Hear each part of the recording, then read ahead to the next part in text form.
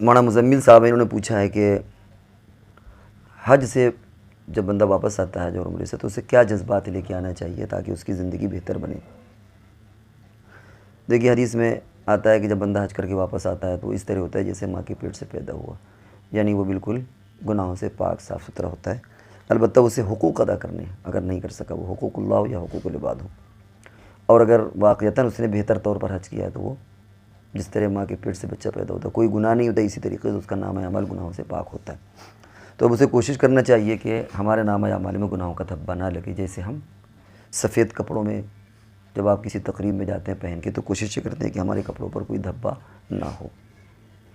وہاں سے لانے کی کیا چیزیں ہیں؟ عام طور سے ہم جو ہیں وہ لاتے ہیں کیا؟ کپڑے لاتے ہیں، گھڑیاں ہیں، بچوں کے کھلونے ہیں، نقاب ہیں، اور موبائل ہے، اسکارف ہیں، یہ سب چیزیں لاتے ہیں۔ اور عام طور سے ان چیزوں کے لانے میں جھگڑے پیدا ہوتے ہیں، میاں بیوی میں تقسیم میں بسا اوقات جھگڑے ہوتے ہیں۔ اس جھگڑے کو دور کرنے کی بہتر شکل یہ ہے کہ بھائی پہلے سے پلاننگ کر لیں، مشورہ کر لیں، اور جہاں اختلاف و قرآن دادی کر لیں، ورنہ کبھی کبھی چھوٹی چیزیں بڑی ہو جاتی ہیں۔ 2 نقاب ہیں، بہن کہتی ہے میں اپنے بہن کو دوں گی، شوہر کا یہ ہے کہ میں اپنی بہن کو، کس کلر کا ہے، کس کوالٹی کا ہے، ظاہر ہے کہ ریٹ میں فرق ہوتا ہے، کلر میں فرق ہوتا ہے، اور اس طرح گھروں میں نزاعات پیدا ہوتے ہیں۔ تو یہ سب بہت مائنر چیزیں، ان پر توجہ نہیں دینا چاہیے۔ تو ہم یہ چیزیں لاتے ہیں، لیکن لانے کی چیزیں 4 ہیں۔ وہ کیا؟ توحید، رسالت، زمزم، مکہ سے زمزم، اور مدینے سے کھجور۔ توحید کا مطلب یہ ہے کہ اللہ کی وحدانیت کا ہمیں یقین ہے، لیکن اور وہ یقین میں اضافہ ہو، یعنی اس کے اندر اور قوت پیدا ہو کہ اس کائنات میں ایک ہی ہستی ہے جو نفع نقصان کی مالک ہے، اور تو اللہ کی محبت مزید پیدا ہو۔ رسالت کا مطلب یہ ہوا کہ حضور صلی اللہ علیہ وسلم اور صحابہ کرام کی سنت پر ہم عمل کرنے والے بن جائیں۔ عام طور سے جب سنت کی اطلاق ہوتا ہے تو ہمارا ذہن نمازوں کی سنت کی طرف آ جاتا ہے، لیکن اس سے بڑھ کر کے معاشرت کی سنت زندہ کریں۔ شادیوں میں خرافات نہ کریں، شادیوں کے جو ناجائز امور ہیں، آتش بازی، لمبی چوڑی براتیں ہیں، فضول خرچیاں، اس سے بچیں۔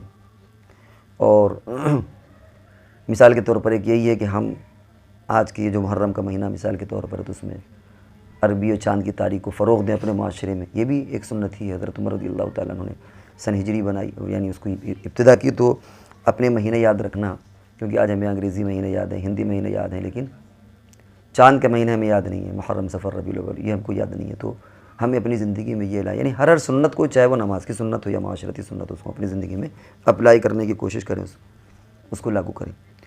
اور زمزم، ظاہر بات ہے کہ زمزم پینے سے شفا ہوتی ہے، دعائیں قبول ہوتی ہیں۔ عام طور سے زمزم میں ہماری نیت کیا ہوتی ہے؟ ظاہری جسمانی، کہ ہمیں بلڈ پریشر صحیح ہو جائے، شوگر صحیح ہو جائے، دنیاوی نفع، لیکن ہونا چاہیے کہ اخروی نفع بھی سوچنا چاہیے۔ حضرت عمر رضی اللہ تعالیٰ عنہ کے بارے میں آتا ہے کہ کسی نے پوچھا آپ نے کیا نیت کی؟ فرمایا کہ میدان محشر میں پیاس سے بچنے کی نیت کی، کہ اللہ مجھے پیاس نہ لگے وہاں۔ تو اسی طرح آپ اس میں روحانیت کی بھی نیت کر لیں۔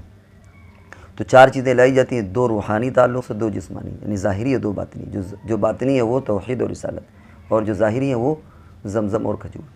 اور ان میں بھی جو نیت کریں وہ اخروی نیت کریں۔ زمزم میں پانی پینے کے وقت میں آپ مکس کر لیں، ملا لیں، آنکھوں میں ڈالیں، تو اس سے ایک عقیدت بھی وابستہ ہوتی ہے، محبت بھی پیدا ہوتی ہے۔